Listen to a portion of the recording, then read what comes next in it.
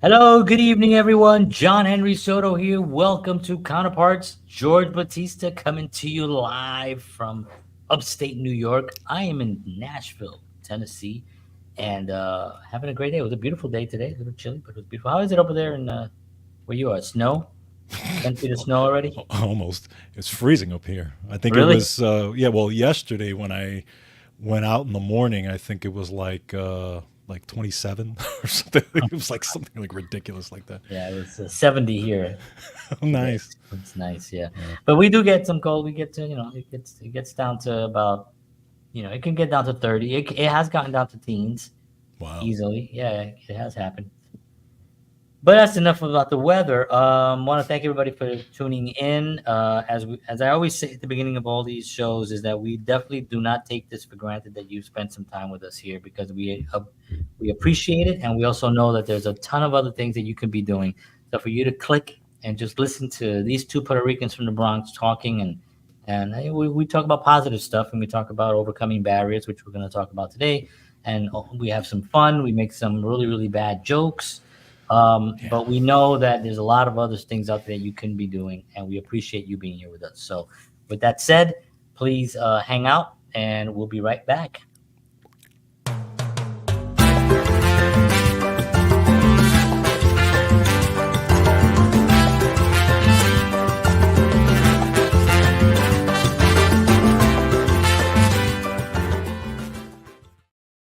Bienvenidos, amigos y amigas, al programa Contipulte. Me llamo Now I know Juan. you're cursing somewhere in there. I'm telling Juan you. Pulga.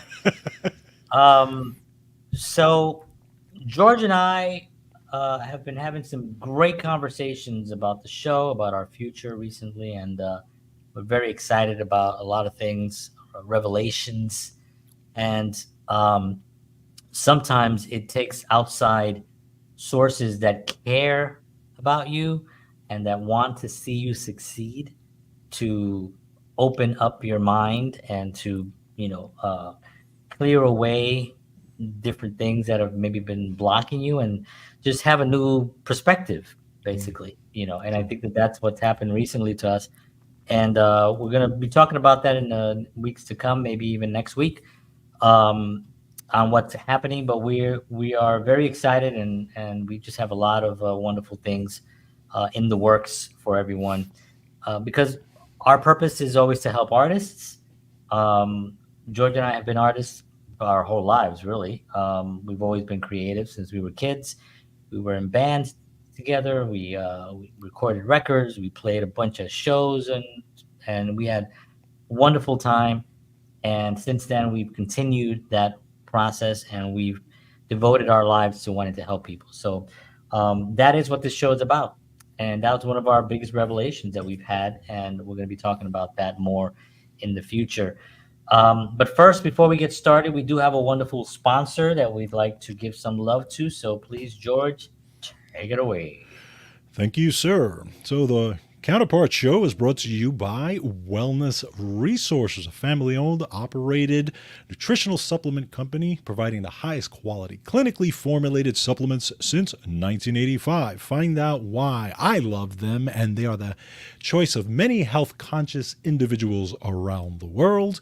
Make sure you check them out at myvitaminresource.com. Now, of course, as our listeners and viewers, if you enter the promo code Counterparts at checkout, you will get free shipping on your order. Plus, every month there is a monthly special, so you can take advantage of that. And this month, they have 25% off their immune supplements. Great immune supplements. Again, we're getting ready for the winter, right? It's very cold up here. We got to get our vitamin D and all our immune supplements and our immune system up to par.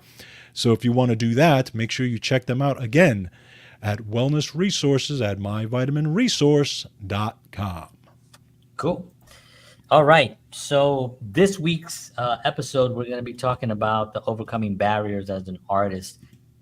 Things that we've all experienced. There sometimes, and maybe you can relate to this, George. Sometimes, don't you feel, even though you're with a band or you're with like-minded people, or you just you're as an artist, you still kind of, this is me anyway, you still kind of feel alone sometimes Mm-hmm. because Mm-hmm.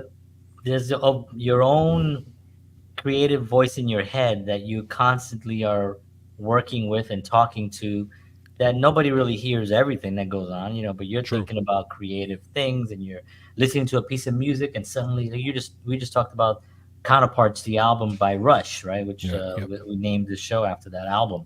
And because of that, you were saying, "Oh, I haven't heard that in a while." Right. And you realize, but that's a conversation that you're having in your own head. You didn't go on social media and talk about it. You True. told me about it, and I was Right. like, "Oh yeah, that was something that happened." So that there's that creative stuff that's going on constantly, and can make someone feel kind of alone, at Correct. times. Correct. Correct. Um, you pound or you add on extra pounds of suppression on top of that.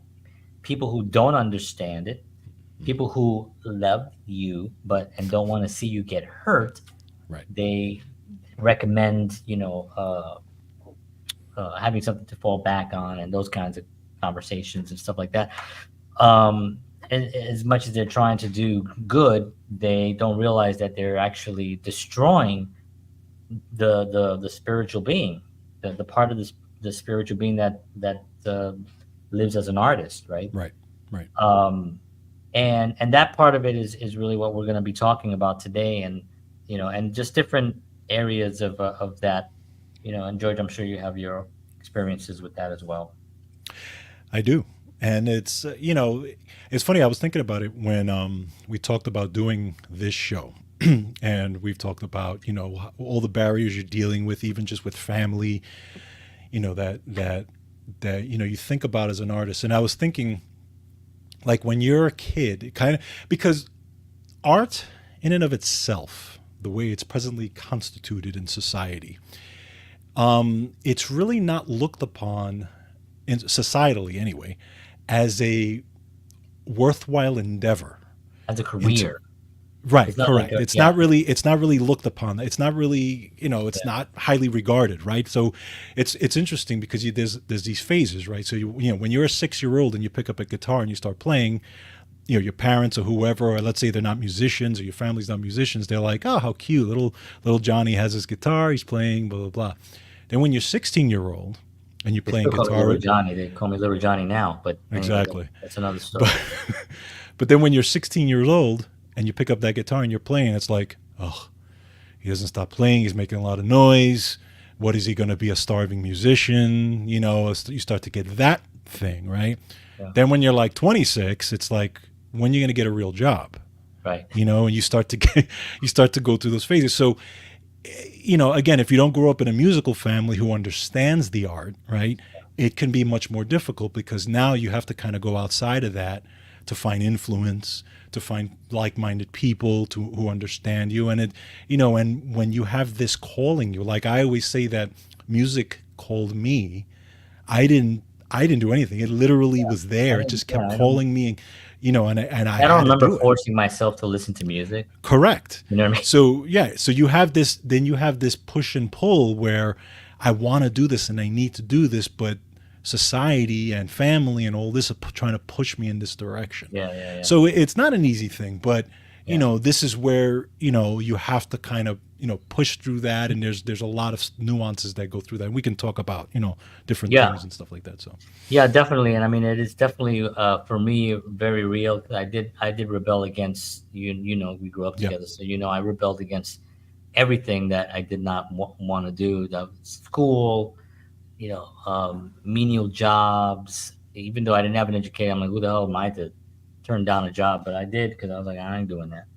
You know, right, for whatever reason, and whatever, people may say, oh, he was just lazy. He doesn't want to work. He doesn't want to do anything. But it was like I knew there was something better for me, and I knew that I could do more. But I had to, once you walk that line, and you make that commitment to that thing, that treadmill of life that you get put on, it's very hard to get off that treadmill, man, because correct, that thing just picks up speed, yeah, and then you can't jump off because now you're too deep in. right, And it happens, with guys that are our age, that aren't able to really go play music, Hmm. that aren't able to do the things that they do, but they have their houses with instruments. They got their man caves where they go play. They have their friends that come over to play, but Right. they're not really out there doing what they want to be doing because they got on the machine. They Correct. fell for the traps, right? Right. And I say traps in I say traps very. I'm saying it very literally. I'm saying it's a trap. I'm not using that as a metaphor. I'm saying that it's a trap. Now, people who have kids, kids are wonderful. You have them young. That's great, and that's a decision that you make, and you have to then be responsible for those kids, right? Hmm. You know. Now, having said that, the price of having a child and then trying to chase this career or this this insane industry, you know what I mean? That Hmm. very few succeed in it, Yeah. Yeah. Um, but there's a lot of people making a living. Right. A lot of people making a living. You make 100 grand doing Ray Romano was talking the other day on an interview that I saw. And when he first got, he was on that show, News Radio, I think it was called. News radio. Okay. Yeah, he That's the one got with that Joe. gig. The one with Joe Rogan was on there. Joe Rogan Yeah. and Phil Hartman Right. and some other people I can't remember, but um, he got that gig. He was on that show and he got fired like within a few days, like after rehearsals, because he just felt that he wasn't. He felt awkward. He wasn't. The audition went really well. He got the role, Hmm. and then he just didn't feel right in that, and it came through. Obviously, Yeah. he was Yeah. delivering lines probably like the way he delivered lines in Everyone Loves Raymond, but that was like his brand. Sure. And so he was talking about being on the road, and he was on the road during that time. He had been a stand-up for about 10 years. Hmm. On a good year, he would make 100 grand Hmm. being a stand-up on the road. Right. On a bad year, he'd make about 70, 75 grand. So I mean, you're making money. You're Yeah. doing something Yeah. that you love to do, and you're going out. And there's a lot of travel, and that's the hard part of it. But Hmm. still, he had 3 kids at that point. He's just going out doing stand up. I mean, he's Right. making 70,000. He's a successful. He had done the Tonight Show. He had done a bunch of other stuff. And you get that momentum going. Hmm. And you start building and you start doing more stuff. But you still have to pay a manager. You got to pay an agent. You got to pay. You got Correct. to pay the booking person. You got to, and that's a traveling. You got to the flights and the Right. hotels and everything. As you get bigger and bigger, that becomes more of the responsibility of the clubs, right, and the people Yeah. that are hiring you. But he was doing pretty well. So I find it you know uh, amazing that some people even and this is not to discourage anyone, but you have to love this. Hmm. You have to love it. Hmm. You know what I mean? Like you have when you go to bed at night, it's the last thing you think about, and when you wake up, it's the first thing you think about. Yep. It's the art, it's music, it's film, it's nutrition. That George Mm. is obsessed now with nutrition. I mean, you have to the show that you do, and then this show, you have to love to do that, right? Yes. Because Yes. it's something that you know, people will look upon as sort of like what you said earlier, when are you going to get a real job Right. kind of a Right. mentality, you know what I mean? Yes. And Yeah. that usually comes from broken people. Hmm. Their dreams have been shattered. Hmm. Their environment was not the best, nurturing environment. There's a lot of things that you can go back and you can figure out why someone would say that, right? Right. Because I think about that with my kids. Hmm. Like if my son or my daughter came up to me and they said they wanted to do, my daughter is doing dance now, my son's doing basketball. I mean, they're- I'm encouraging them 100%. I want them to do Sure. well, Sure. and if I see that that maybe they can be operating a little bit better, maybe pay attention a little bit more to this, because I think you're really great. You're doing fantastic. Maybe if you focus on this, just as someone who's been around uh, art a long time, Hmm. that's what I would do, but I would Yeah. never be like, yeah, don't quit your day job. I had somebody tell me that once, like we had our new record came out Mm, I think it was the last glass of no one mm, came out, and they wanted a copy. And this was when CDs were still the rage, right. and so I gave somebody a CD and stuff, and he's like, "Yeah, I heard it. Yeah, it was good. It's good. You know, just don't quit your day job." That's what he says to me. You know what I mean? Of course, he lost all his businesses, Okay. which Well. I Mm, feel bad about, but at the same time, I was sort of like, yeah, that kind of justifies the comment. But anyway, so those experiences are really, what this episode is about, and hopefully we can lay out some things. I have a couple of things that I want to talk about cool. as well. What were we gonna say? No, no, I Uh, was just going to say, no, you're absolutely right. And sometimes there's difficult conversations involved, right? oof, I mean, very difficult. I've had many of those in my life with my mother, with my wife, right? mhm, And sometimes it just happens that way because and sometimes there are artists that are born to parents who have a particular idea of what they want their kid to be, what they mhm, want their kid to do, right? They want let's say those parents have degrees in whatever it is and they want their kids to follow in those right. footsteps. But that kid may be, for whatever reason, they have the gift of music. They have the Mhm, gift of some kind of artist in them. It could be a painter, whatever it is. right. And there, and you've seen this in movies and stuff like that, where the kid is completely opposite of them, and then there's the struggle because then Yeah. it's like, well, we want you to do this. This is the life we envision for you, but this is not the life that I'm feeling as a kid. And this is Right. kind of a little bit of what I went through, as a kid, because my mother had the thought for me of working in the city and being working for the city, being a teacher, being whatever it is, and I had no interest in that. I Right. was like, I'm not interested in doing that, and let's retire with a pension, and Yeah. then we can sit down and just relax, and I was like, no, so there's you have there again, there's these difficult conversations you may have to have, and I'll talk about my wife later as well because we've had conversations, very interesting ones actually, but sometimes you have to do that, in Yeah. order to get your music played and your heart in the right place. You really have to, and it's sad because not a lot of education is put out there.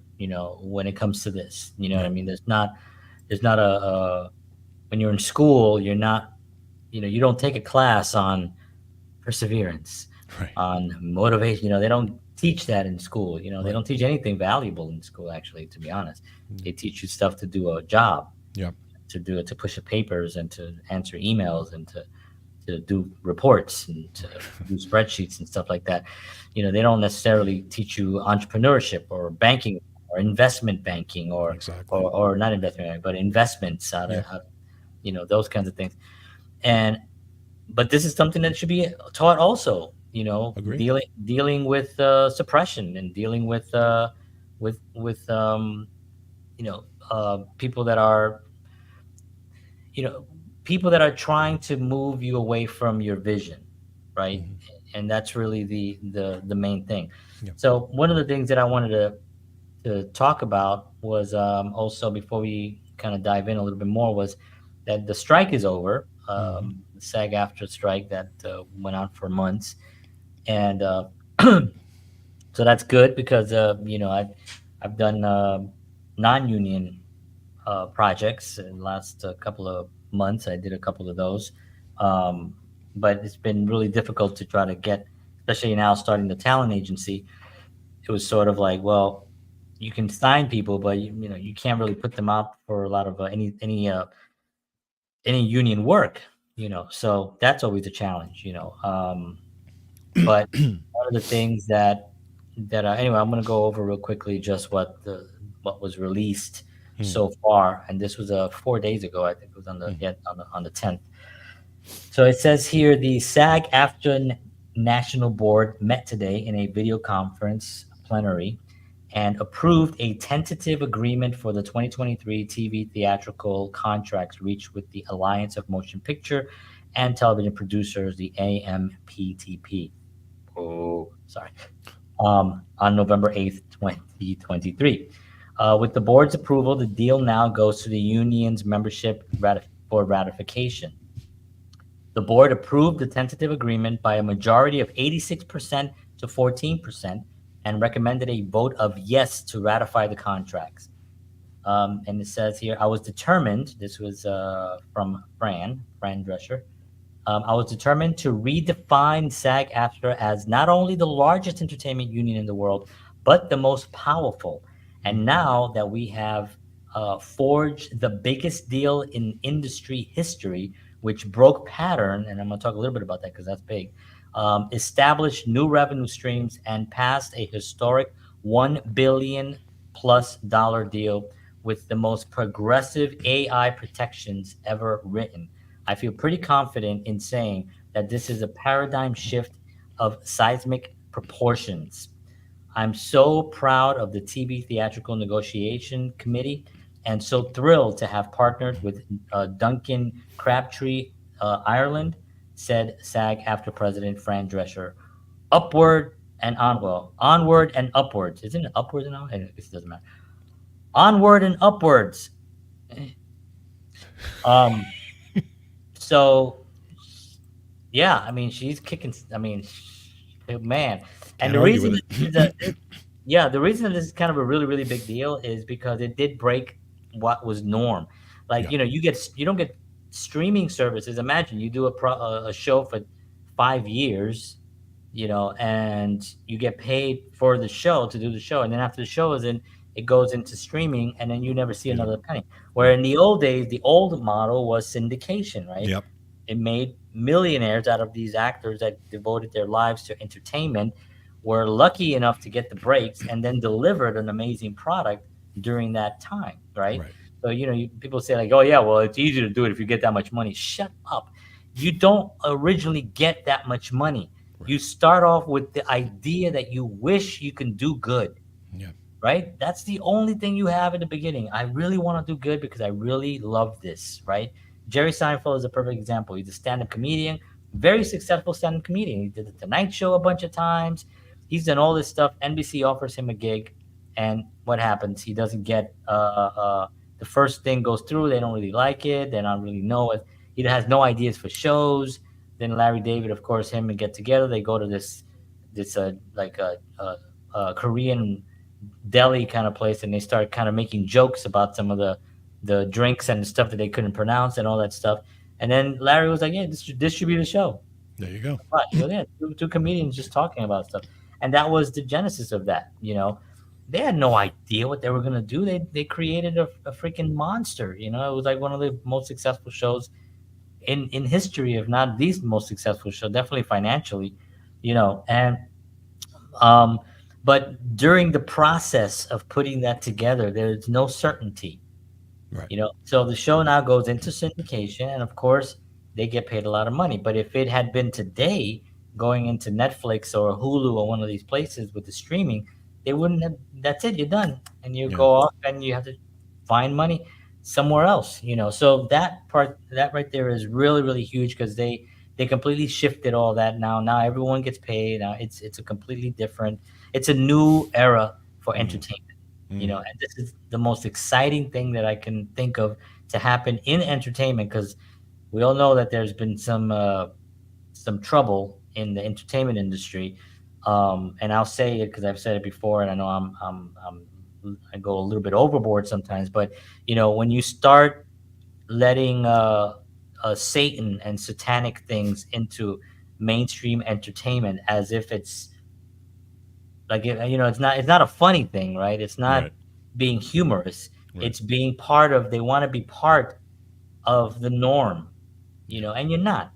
You're not. It's like the devil was used to represent evil in movies. That's what it was. So now they're trying to represent it as art, and in my opinion, it's not. It's satanic. So I mean, that's a little bit extreme, but I don't think it is. I don't think I've actually talked enough about that. But what's happening right now is that there's a lot of artists now that are going to get an opportunity to make decent living doing what they love to do. And I'm not talking about the 1% of the 1% of the 1% Yeah. that make a gazillion dollars by just showing up on a film set. I'm not talking about those guys. I'm talking about the working, not just actors. I'm talking about the whole, I'm talking about the unions. I'm talking Yeah. about the grips. I'm talking about the guy who makes the food for the craft services. I'm talking, you know what I mean? The first AD, second AD, the third AD, all those people, the all of them, now will get a chance to actually make a, a living, and I think this was a really big deal for it. So that was one, and then of course the AI thing was massive, because AI is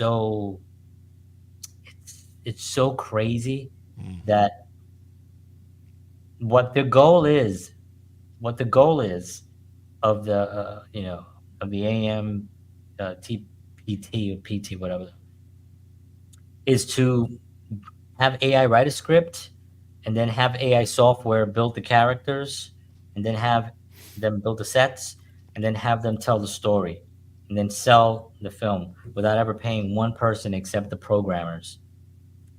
That's the goal. That's the goal. And will it get to that point? Probably. Unfortunately, I think there'll be some of that going on, but it's going to be sort of like people are going to look at it now like, is this real sugar or is this artificial sugar? Right.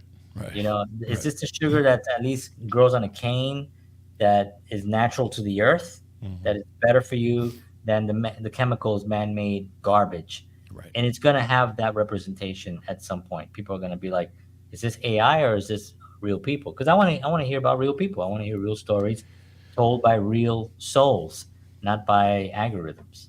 No, I agree. I agree. And again, it's that's the digital age in general because it's affecting everything, right? We've talked about the sports thing, right? How it's affected Yeah, that's sports, how it's affected all ruined these types of sports, in things. my opinion. And in my opinion, you're when you take the humanity out of any industry, whether it's sports, yes, Dorothy Perez says Absolutely, everyone Joe. deserves a piece of the pie. Absolutely agree with that. The Yes, big especially. pie. That's the thing. Yeah, It's a yeah. massive pie. Yes, you should deserve to be compensated, get a piece of that for the work that you generate and all this. And again, what I was saying was that when you take the humanity out of any industry, Yeah. it it it's not the same. It's not the same, especially when you grew up in the industry where it was all about the humanity, and now you're living in a different time where there's like not much humanity in it. Right. And again, I compare it to the baseball thing where the baseball is all about the analytics. Forget about the heart of the person. Forget about their will to win. Forget about, you know, the intangibles. No, Yeah. it's about the numbers. It's about what numbers you generate and, who did this how many times that's all they care about. I think And about I Kirk Gibson. yeah, exactly. To He Kirk would Gibson not have hitting been that. hitting He that would not have home been run, he that. wouldn't have been in there, He right? wouldn't even be in the game. Again, the guy who the guy who they take out in the last inning of a no hitter because they told him to because Statistically, it's statistically they the told him to numbers. do that, and then what happens? They get The killed, computer said do it. and that's why I've left. That's why I've kind of left baseball in a lot of ways. I'm not into it as much as I used to be because of that. You've Yeah. lost me on that, I will. I and was. Yeah, I haven't been into it, but when you and I had a conversation on one of the shows about this, mhm. I really left it. Yeah, no, I agree. I agree. It's and the same thing you're going to look at the same thing when it comes to acting and these types of things because when you start seeing the artificial stuff happening, and it's going to be totally different, That's you true, know. Dorothy. There is no gut or heart in AI. That's for sure. Absolutely, absolutely. Nothing can replace the human will, Spirit.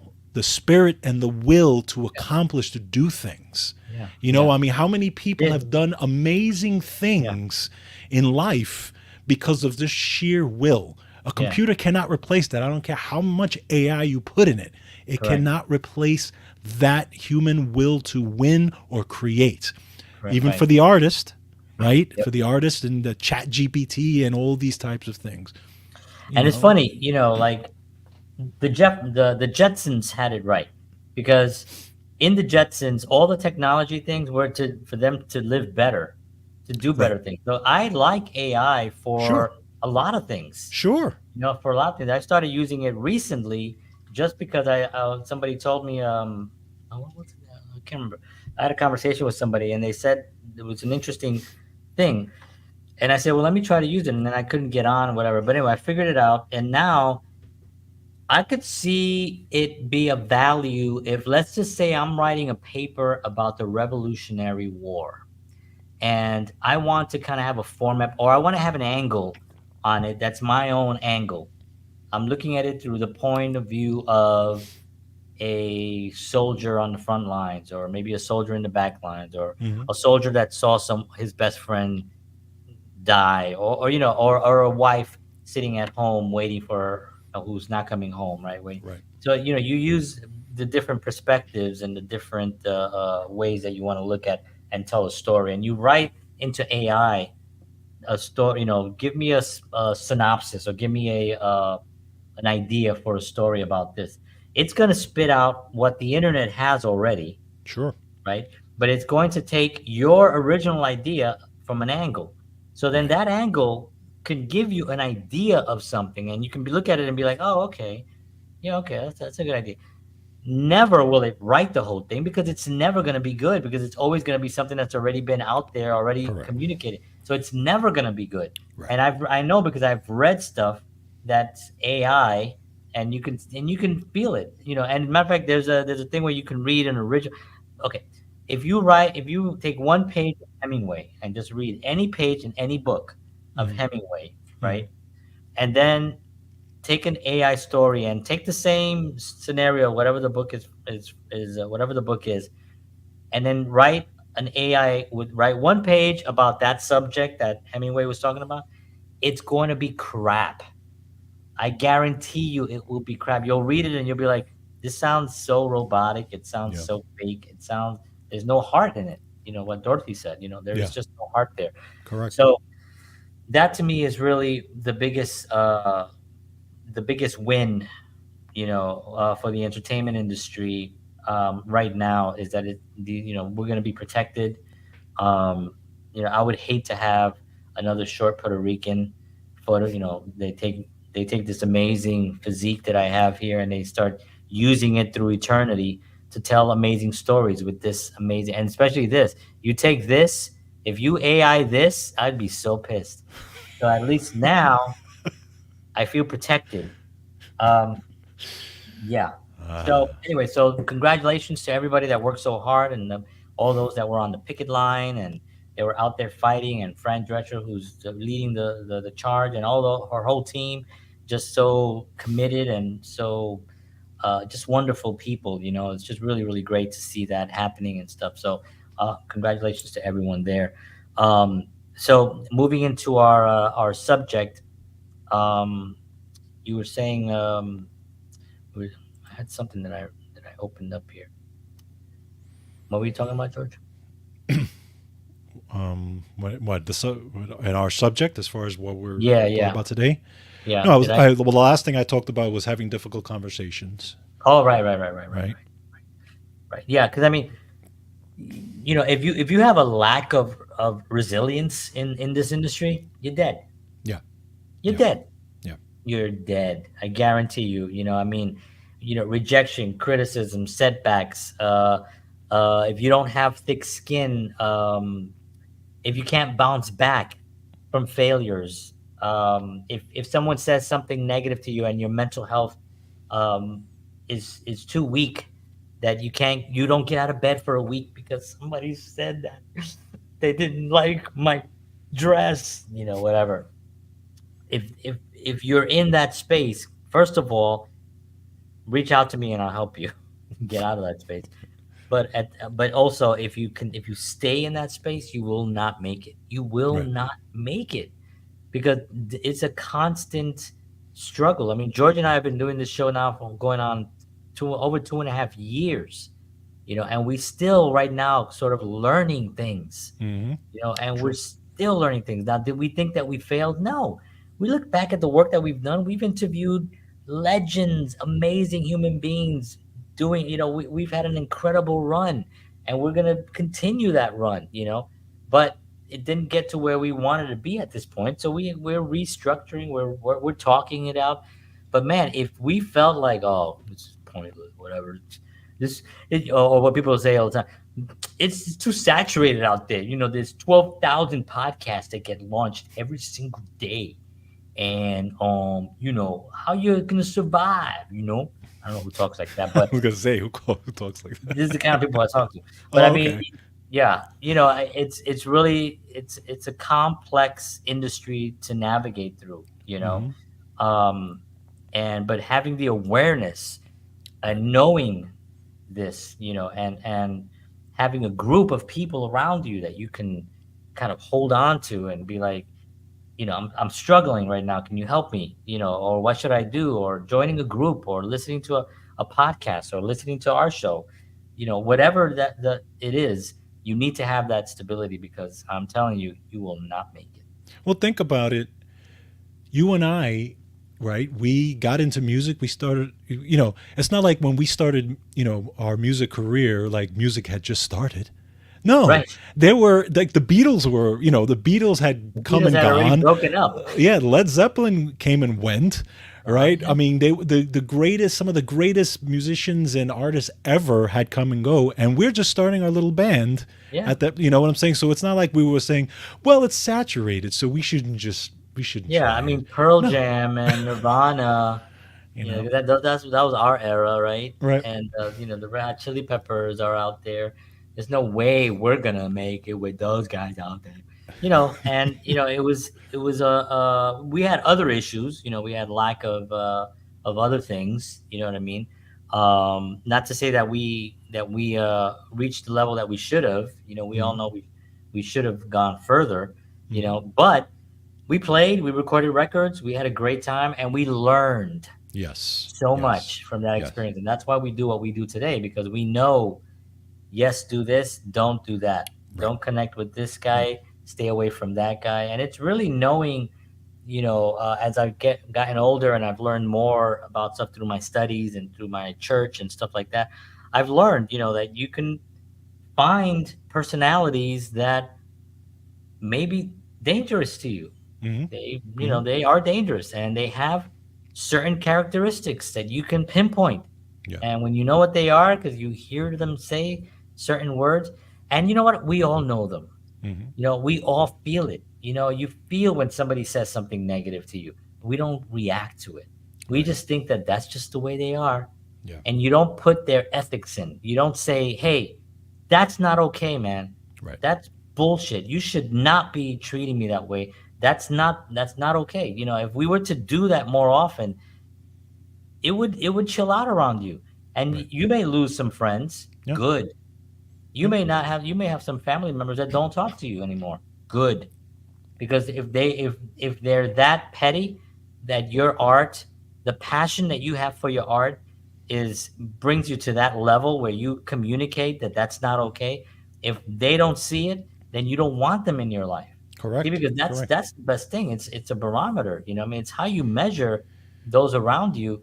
Because when you communicate honestly, you're gonna get them to say what they really think. And when they say what they really think, then you're Yeah. either gonna cut, or you're gonna embrace, Well, right? you and part of the issue is a lot of people are afraid to do that, right? They're Because they don't want to terrified of it, lose, right? They don't which want to is lose this. amazing to me. Yeah, they don't want to lose whatever whether it's a friendship.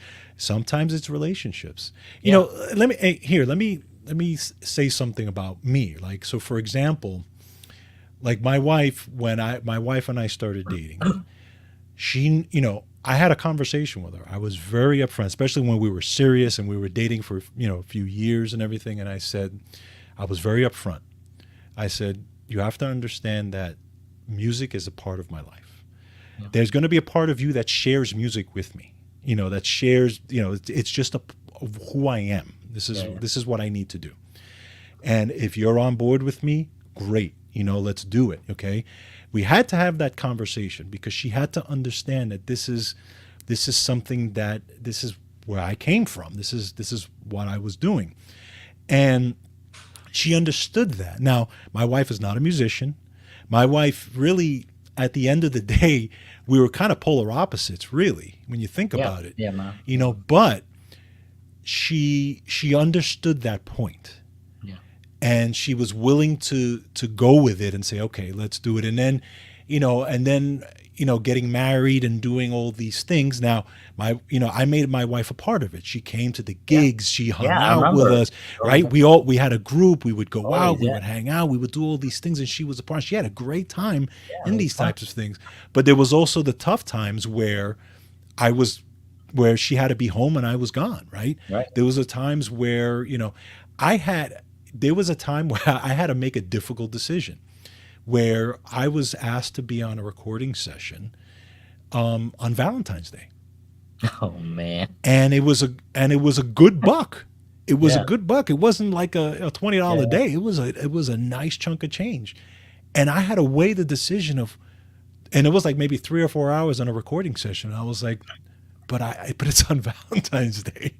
Right. And I made the decision to do it. And now Wow. I did it. I recorded. It was a nice gig.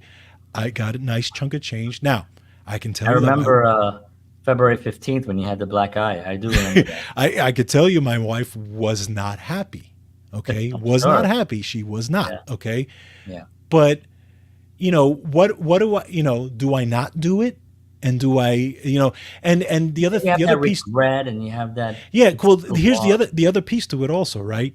Getting married, for example. And again, everybody can, has to look at it in their own way because everybody's circumstances are different. But getting married, do I say, okay, do I give up music, get married and go on that train? How miserable is my marriage going to be if I'm not able to Horrible. do what I want to do? Yeah. Right? I'm actually not serving you Right. as your partner, as your But you're not husband. giving her you. Exactly. It's Exactly. not I'm not you. giving, this is not me. This Yeah. is just what It's I dead you. think, you may want that, or I may think that that's the what should be, but it's really not me. How Right. is that really going to work at the end of the day? No, it's not going to work. It's cancer. I would have rather said, well, you know what? If you don't want to marry me, I love you, but if you can't be married to me and take me for what I am, I completely understand that. But I have to be true to myself. Just as if you not marrying a musician, maybe that's your truth. Right. Maybe you want to be married to a carpenter or whatever it is. Okay, Right. and that's fine. Maybe we'll both be happier if we do that. But Correct. again, this is a part of the conversations that you have to have. And if you have them early in a relationship, especially as a musician, as an artist, or whatever in the beginning, Yeah. and that person's willing to understand you, because an artist is a different person. Yeah. They And they're they're not. mentally they're They're, they're in a different place. they are. Yeah. 100%. And I think, and it's great. A great point that you brought that up because I actually remember also having that same conversation with my wife Right. and telling her exactly this. I was like, you have to understand that this is it for me. This is all Hmm. I think about. Now she beat me senseless, but the point that I'm making is no. But she said, okay, fine, and you know, in all honesty, to be fully transparent, I didn't go along with that. I still retracted. I retracted, and tried to become something that would make her and her family Yeah. happier. And I went through a lot of ups and downs, a lot of downs, and I was always wondering, like, why is this struggle? When I found out what the reasons, and I realized it's that I was just not really. You grew up with me. You know Yes. that I would grab my bike and I would just go wherever I had to go and I'd do whatever I had to do. And the things that I did not ever do. I never took drugs. I Right. never sold drugs. I never drank alcohol to excess where I was like I had a problem or anything like that. So I never did the chemical things, but I always did what I wanted to do, Yeah. you know, and but when I found that there was this big missing chunk of who I was that was lost, Yeah. it literally lit up my life and it until this day, I don't I don't ask, can I do something, and Right. that not every woman is going to be on board with that. Correct. It's just not something but my wife's an artist as well, so Hmm. she does understand that, and this was something that, she didn't have when we met, and now it's blossomed, and her art is amazing, and I talk about her art a lot on the show. And Hmm. so she's in that world as well now. I had to kind of recruit her. But now, it's like when I have things to do, I go do them, and it's not always a great thing. And I do make sacrifices. I don't go to the game, my son's basketball game, which I didn't go to last weekend because I had an appointment with a client, and Yeah. I had to Yeah. go do that. It's not you do make these sacrifices, but you make it for them. I do Yeah. spend a lot of time with the family. I Sure. try to spend as much time as I can. I'm home. If I'm not working, doing something in a meeting, I'm home. Right. I don't go to the social club. I don't go to the bars. I don't go to clubs. I don't do any of that stuff. I'm home. You know, um, and so I think that having that conversation early, like you said, in any relationship, whether you're considering getting married or you're just dating, Hmm. you have to you have to weigh in your environment on where you are in life. Yeah. You know, if you are not happy in your current situation, it's because something is bringing you down. And it could be your own choices. It could be maybe you're making really bad choices, or it could be someone in your environment that's just making you feel like they're helping you, but in actuality, you have a lot of knives in your back, and they do not want you to go that route. True. There's also the insecurities of that as well. Yeah. You go out, you become very successful, and you're gonna go somewhere else, and you're gonna have infidelities Hmm. and those kinds of things. That's another thing that can weigh on a man or a woman, Correct. or just a partner, because there's a lot of attention that you're not that you want to get the attention, but this industry gives you that. Yes. This industry is a byproduct of it, and it's not even a good byproduct, but people will know you. I think Yeah. Ryan Reynolds or Ryan Gosling, one of the Ryans, was talking about that, and he said, "Oh no, it wasn't even him. It was Ben Affleck was talking about how he hates that part of it. Mm. Because it's sometimes he's not in the best mood. He's a Yeah. normal human being. He gets up in the morning. He's not having a great day, and now people are putting cameras in his face, and he's like, "I just want to go get coffee, or I just want to Yeah. go pick up my kids from school, or whatever he's trying to do." But he's in that limelight. Now people will say, "Well, yeah, but he's got all that money. He should be grateful." Well, yes, he has that money, but he's a camera in your face does not make you happy, no matter how much money you have, True. when you're trying to just live your life. You know what I Yeah. mean? And the success that you find is because you put in the work. Yeah. You put in the work. And that's your reward. Your reward is the work that you put in. Correct. So, but yeah, early on, it's also that whole thing about show me your five friends and I'll show you your Hmm. future, kind of a Yep. deal. Hmm. uh, it's all spot on. Yeah. What I mean? Like, I don't it's all spot on. Look at the five people that you hang out with the most. How are they doing in life? Hmm. you know and if for some reason they're doing great and you're not, then maybe you're the problem. Yeah. You're lucky that they're letting you hang out with them. Or maybe they're bringing you into an uncomfortable space, and you just can't function in that environment. You need to find four more, great friends, or five more, whatever it is. So I think that all that really rings true when it comes to trying to find the proper environment to nurture a successful career. Now, you can also say that you know you're on the right track when you can still do well in spite of those people. Yeah, I So mean, there's because some. Look at they're Tina Turner. yeah, because sometimes there are people who are in your life, family, friends, or whatever, who you can't just walk away from necessarily, but you can hold true to what you're doing, and in spite of that, and kind of have the awareness of it, and say, okay, these folks are not on my track, or they're, they're kind of pulling me, but I have the awareness that I know I'm not going that direction. I'm actually going in this direction. Yeah. And I've had that in my circles, in my family. There were some family members and stuff like that, they're not people that I would want to, get advice from necessarily. But for They me, offer it.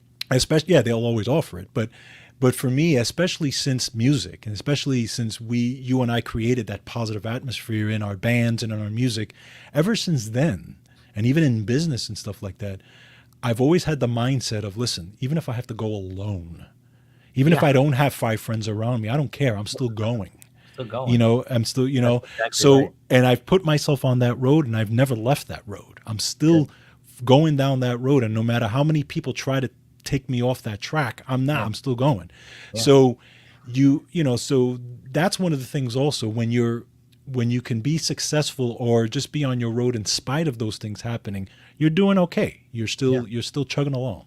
Yeah, yeah, and just think how well you can do if you had people around you that were just supporting you. Exactly. Yeah, so you think about the what you're leaving on the table as far as opportunities and even money, Right. that Yep. you're leaving there because you have those. One of the things that's difficult. You're right. It's family. People say, well, you can't walk away from family. Well, you can.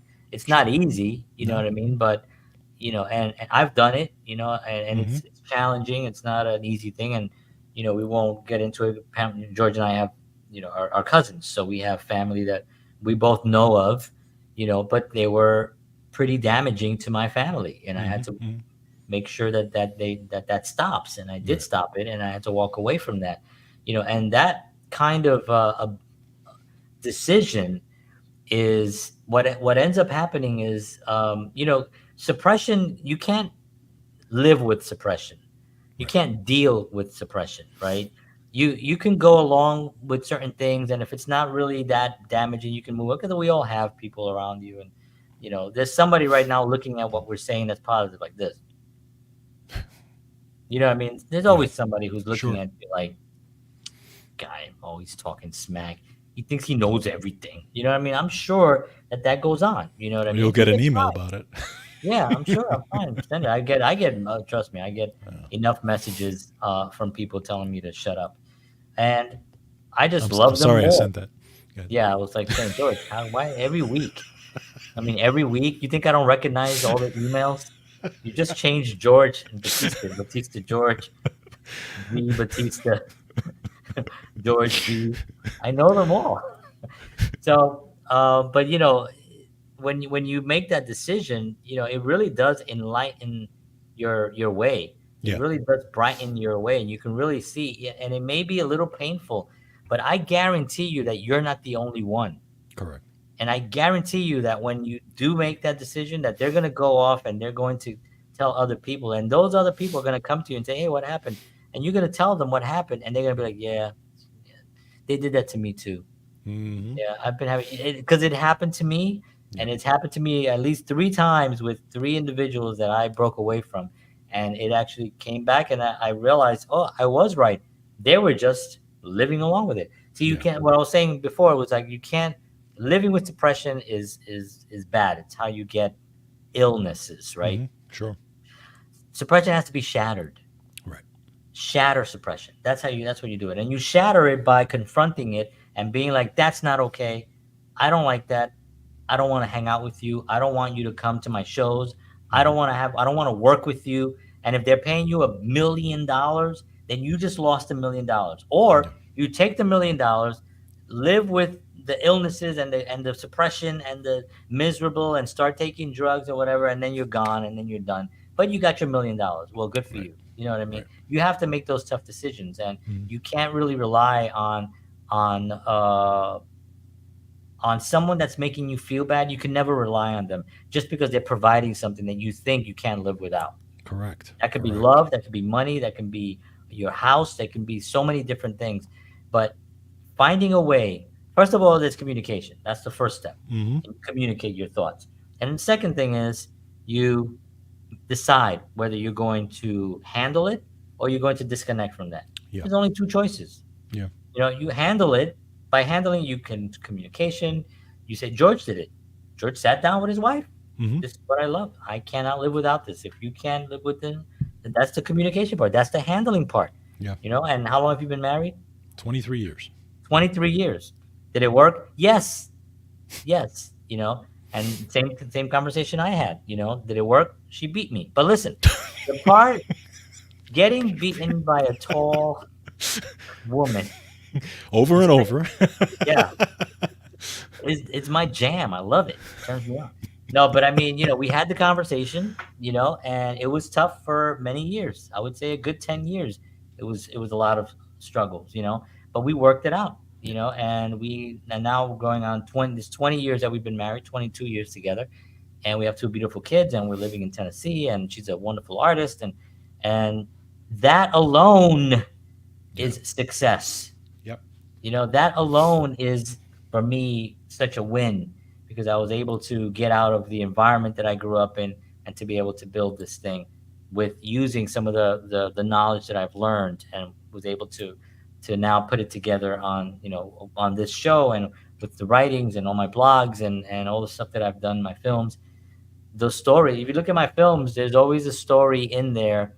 There's always a moral something in there. In every single Hmm. film I've ever shot, there's always something in there. There's always the conflict. There's always the challenge.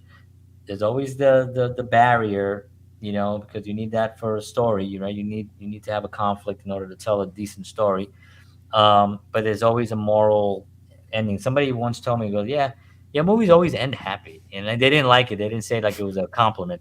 They said it like it was a bad thing, and I was like, yeah, you're right. My movies always do end happy, or they end in wondering what else can happen, Hmm.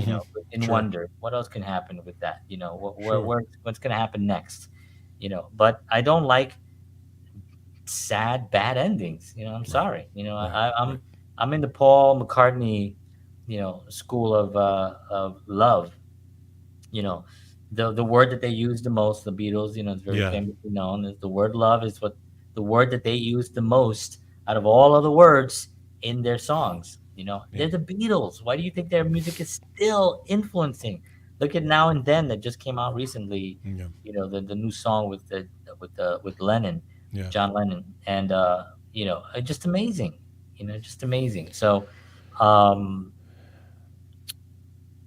yeah, my wife's yelling at me. I gotta go. But here's You the know, thing. I was listening to John. Gary Null.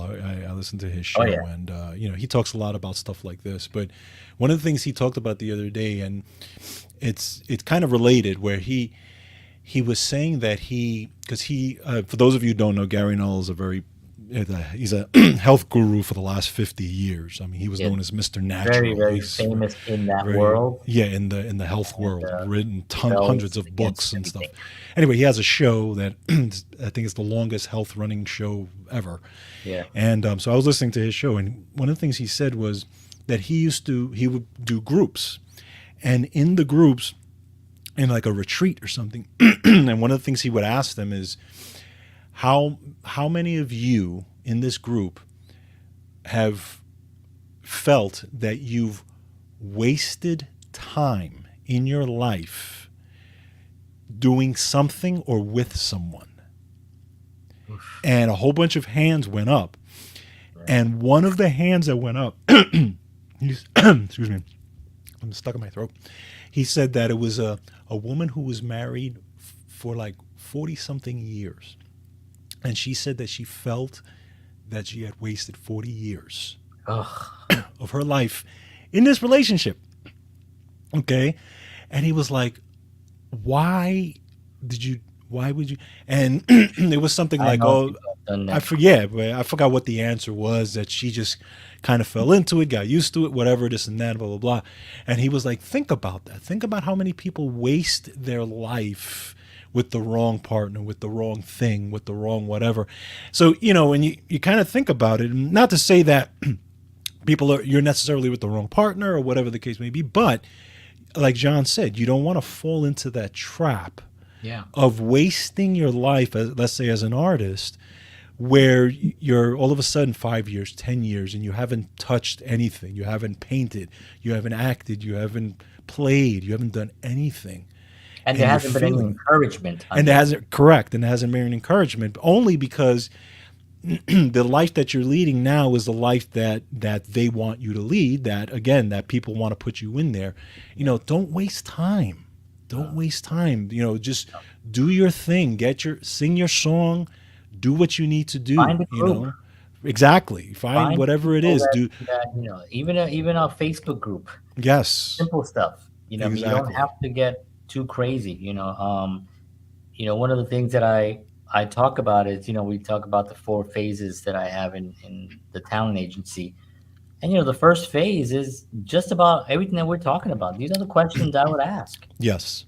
Because as a starting a new agency, which first of all, I want to thank Dorothy, because she said great agency you have, as you have started. So thank you, appreciate Thank that. you, Dorothy. um one of the main things is that it's not that I don't want to invest time in people that are struggling, but I think it's dangerous for me and my clients to associate with someone whose mindset is really bad, or Yeah. who's connected to someone that's really bad. You know what I mean? Right. It's like I'm not thinking about. I would love to help, and I always help, and I always provide information. And for artists that I know I cannot work with because of their current situation or whatever is happening or they can't, or they don't want to. They don't want to work with me, which is also, I'm still supporting them. I'm still giving them whatever I can to get them moving, because the more artists doing better in life, the better the world is going to be, right? Yep. So pushing artists to do well is really my purpose, right? So, but at the same time, somebody coming in brand new, I have to find out where they are in life. I Sure. have to ask the questions, you know, um, like that question, have you ever spent, that's a great question. Have It you is ever great. had, been, felt like you've wasted your time being around someone? Mm-hmm. I mean, that's a major question, because that opens up so many past things. Yes. Somebody might say, "Yeah, my first marriage, but at Mm-hmm. least I'm divorced." Okay, Right. great. You moved on. But if you're thinking and you don't want to say it, my current wife or my current husband, and you just don't want to say that, and you say, "Well, I had a boss once," and you're just lying to yourself, Yeah. and it's not that we want people to break up. Again, it's the handling that we're talking about, right? Yes. It's the Yeah. handling. Like I can't be, I have to be honest and say that, we've had our challenges. This was Sure. not, perfect. This was a tremendous amount of work, and it still is to some degree in a lot of areas, you know what I mean? Mm-hmm. But if you're willing to work on it and you're willing to have that conversation, then you can get to a point, and you can get somewhere that makes sense. And if she, recommends something, and I'm saying, well, I don't really want to do that, we have a conversation about it, or vice Right. versa. You know what I Right. mean? It's not like, well, no, I'm not doing that. I don't. That doesn't work either. You have Right. to have a conversation about it.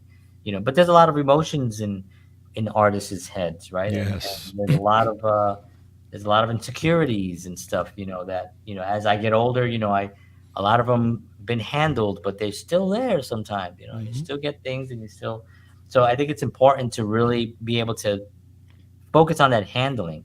And if you need assistance in that area, and if you just want to have a conversation in that area, you can always go to this website, which is jhstalentmanagement.com, and you can schedule an appointment to just have a 30-minute conversation with me. You can tell me what you're going through, and I will help you. I will give you tools that you can actually utilize, that you can apply on that day to handle those situations. You have to come honestly. You have to come with an open mind. You have to come with the understanding that not everything I say you're gonna maybe agree with. You may disagree with some of it, and it's okay. And if you say, you know what, I disagree with you, I don't really want to. That's fine too. You know what I mean? But if you say, like, yeah, I don't want to confront that right now, that's fine too. It's on you, right? I mean, at the end of the day, whatever we confront is what is going to dictate where we go in life. You're right. And if we don't confront something, well, then that's your master. You You are don't correct. confront the job. You don't confront your boss. If you don't confront your spouse or your partner, um, that's your barrier. Yeah. That's your future. It's that you can't pray it out, Right. unfortunately. Because prayer is wonderful and prayer is powerful, and I believe in prayer, but at the same time, Correct. action dictates. You say your prayer, you say, I'm going to have this conversation with my husband, my wife, my partner, and I hope it goes, God, please give me the strength to have this conversation, right? But you got to have the conversation now. Correct. You can't be like, please just make them be better people. Doesn't God don't work that way. God works in a lot of ways, but he ain't gonna be like, all right, and then suddenly somebody's gonna come home and go, there, I mean, maybe there's a revelation that somebody could have, on their Eh, own. yeah, and sometimes you find that the conversation goes better than you think it may It go. does. I'm so glad you said that, because it totally, you work yourself up to these for these conversations. You're breathing heavy, and you're like, oh Yeah. God, I gotta have this conversation, but I gotta have it, Yeah. and it could be not just, it could be also work related too, right? It could be Hmm. also business, consulting conversation, whatever it is. And then you start it, and then you realize, oh, I'm doing it. Yeah. Oh, this Yeah. isn't that bad. Hmm. Oh, they're fine. Yeah. They're fine. But you have to go into it with expecting everything. Yes. Expect it to go well, expect it to not go well, expect it to go south, north, east, west, whatever, but expect it to go. But at least go, Right. go, have the conversation, and then let it the chips fall where they may, and be able to be strong enough to get up from whatever it was and keep moving forward, right? I mean, Because that's how winning is done. You just keep moving forward. Now, if you know what you want, you go out and get what you want. But you get it. You got to be willing to take the hits and not blaming him or her because you ain't where you want to be. Cowards do that, and that ain't you. You're better than that. very nice. Mr. Sylvester Stallone, which I'm a Yes. huge Sylvester Stallone dork. Um, Especially Rocky. Rocky is one of my favorite movies of all time. The No, first one. Rocky is amazing. Rocky, isn't it right? I mean, man, It's it's isn't the it like ultimate story. It's just it really it's is, man. yeah. It really is, man. Yeah. And I watched it. I still to this day, and I probably did it like a few days ago. I went on YouTube and I watched some of the endings of those fights, and it's Mm. like,